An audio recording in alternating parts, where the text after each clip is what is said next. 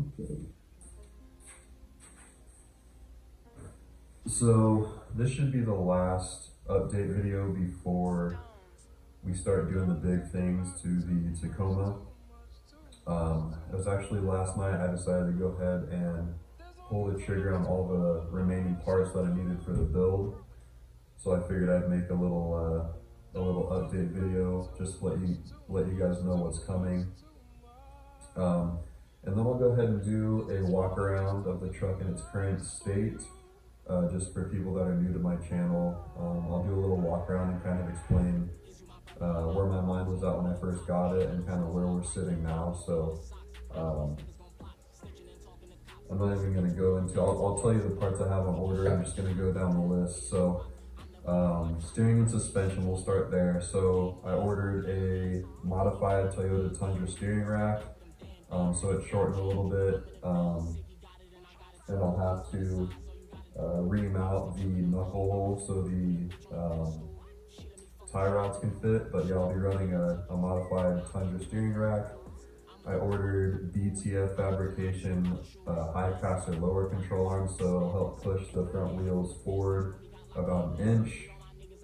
And then I ordered SPC adjustable upper control arms because I'm going to max the caster forward with the lower control arm little cams, and then I'm going to use the SPCs to dial in the camber and hopefully bring in enough negative camber from pushing it out with the caster. So that's my idea at least. And then with the BTF fab lowers, I'm going to be doing it's called the cam delete. Essentially it turns that oval you used to dial in the alignment, it turns it into an octagon, or it puts an octagon in its place. That way you have like straight lines that can bump up against the cam tab so they won't move.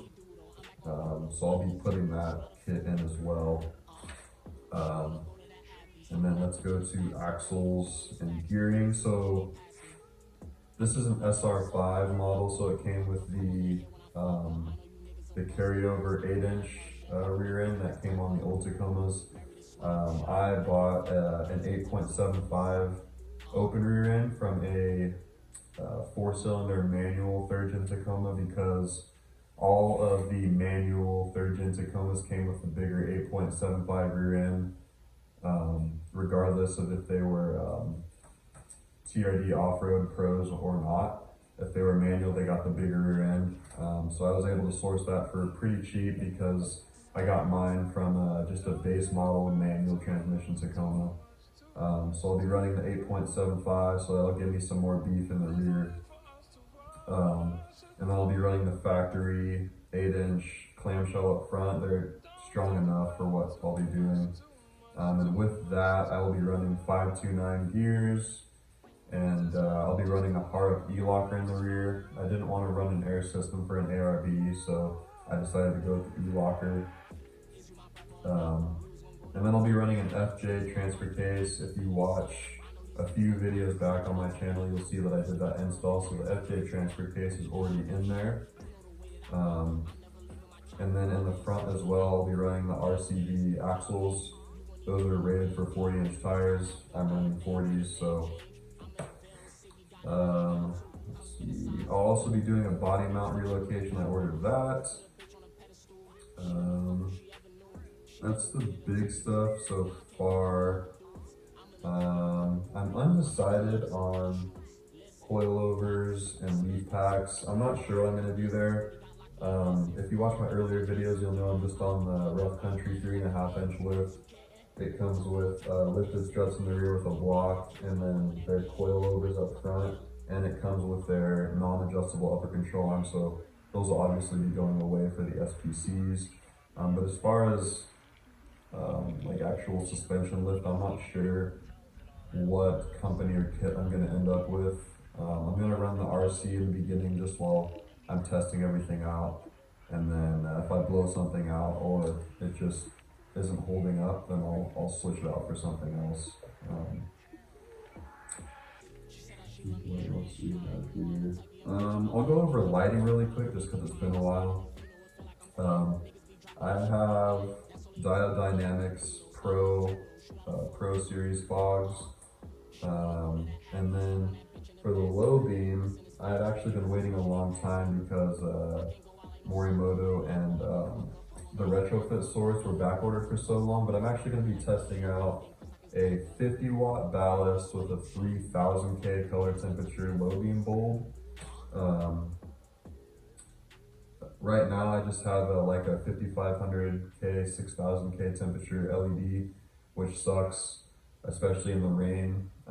If the ground is damp, LED lights, from my experience, at least in that color temperature, are shit. So 3000K might be a little low, might be too yellow, but hopefully the 50 watt power rating will bump up the whiteness a little bit. So we'll see. I actually have that right here, so it just came in not too long ago, so I'll be putting that in. And then I think that's it for now as far as lighting goes. Bumpers I'm not going to do yet, but when I do them, I'll be doing Outgear Solutions 2 bumpers. Just their high clearance stuff, their simple stuff, and then definitely going to need a winch, so I'm probably going to do the Smittybilt 10.5. I can't remember what it is, but some type of Smittybilt winch. So yeah, everything I read off is pretty much ordered already, besides the 2 bumpers and the winch.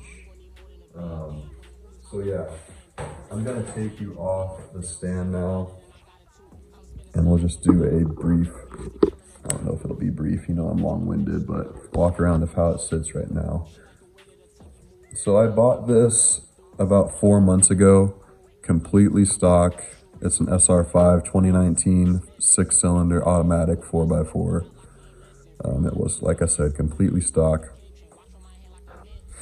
As you can see, it's sitting on 40's now. Where are they at? There it is. It's on Yokohama Geolandar XMTs. The wheels are Falcon T7s. It's a 17x9, -12 offset. I have 2-inch spacers right now, front and rear. I don't like running spacers, but I didn't really have a choice because I didn't want to go long travel to push it out, so I just had to use spacers. See if I can get back far enough so you can see the whole thing. Stupid fucking colors in the way. So yeah, that's how it sits right now. And like I said, I have the Rough Country 3.5-inch basic lift on there right now.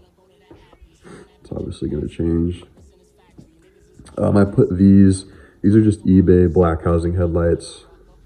I'm not a fan of the fucking LEDs everywhere type shit. That's not me. I just wanted something simple with to keep the projector lens, and I wanted it blacked out. So that worked out well.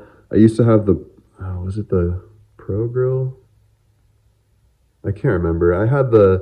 I call it the Pinocchio nose. It was the one that sticks out and has like Tacoma or Toyota across the front right here. It looked like shit to me, so I threw this in there. It looks way better. It's flush.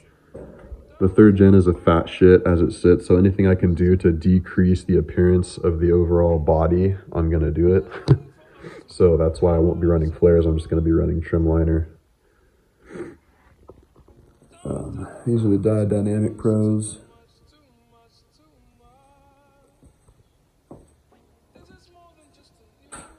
Passenger side. We'll hop into the interior really quick. These are leather seat covers I put on.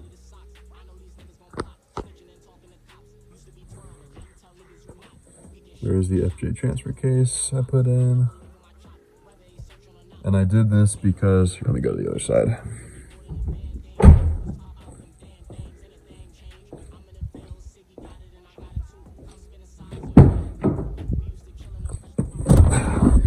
So from the moment I got this truck, I had issues with 4-wheel drive engagement. I got the error up here and the lights blinking that said 2-wheel drive to 4-wheel drive engagement error, or like change error.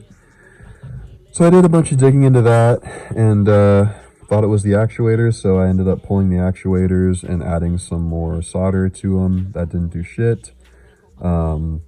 replaced the front actuator. That didn't do shit. And so I was like, all right, is there another solution?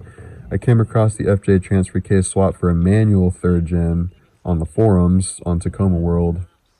Hadn't even considered that. It just seemed like a huge endeavor to take on.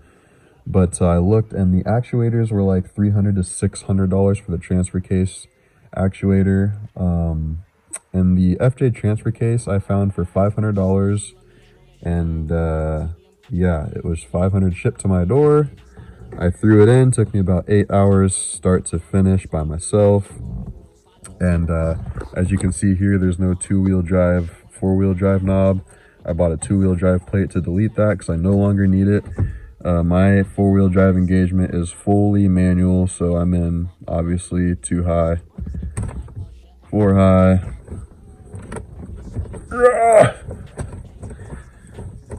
Oh, it's hitting something now. There we go. Neutral, and then 4 low. I hadn't driven the car for a while, so that might have been why it was so hard to get in. But yeah, so now I don't have to use the knob, and I can't be overridden by a computer anymore. I just put it into gear myself, and it does what it's told. So might look a little ugly to you, but I didn't buy this truck to build a show truck. I built it to go dick around in the woods. So I also installed a CB. This is a Bearcat, or sorry, a Uniden Bearcat. Is it a 505? Yeah, Pro 505 XL. It was originally sitting there in the cubby, but I had to move it because the engagement was hitting. So I just moved it here. And then behind that, I just have a little mic clip. And that's pretty much it for the interior. It's stock.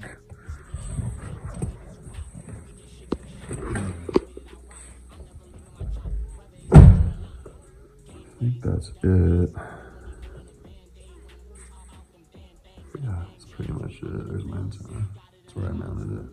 I actually probably need to sand the paint off. I don't know if I can ground it to a painted surface. I might have to pull that off. Totally spaced that when I installed it. Oh well.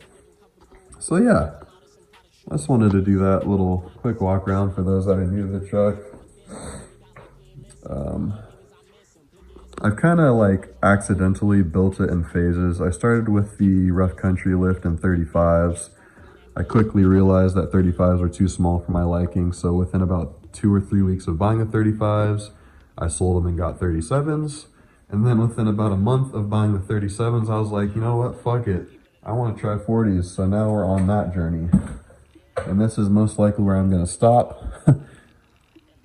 Because I don't know if I'll be able to fit anything bigger without going straight axle, and I don't want to go straight axle. So yeah, I can't wait to drive it, honestly. I mean, I backed it out and pulled it back in, as you saw in my last video, but I really want to get this in some snow. That's the main reason I built this, was to do some deep snow wheeling. So hopefully it does good when it's all done. So yeah, this will be should be the last update video before all the parts come in. I just wanted to let you guys know that the parts are on order, pretty much everything. So yeah, I hope you're as stoked as I am to get working on this thing. I can't wait to start making bigger videos of work I do to it. And yeah, so I'll see you in the upcoming ones. See you later.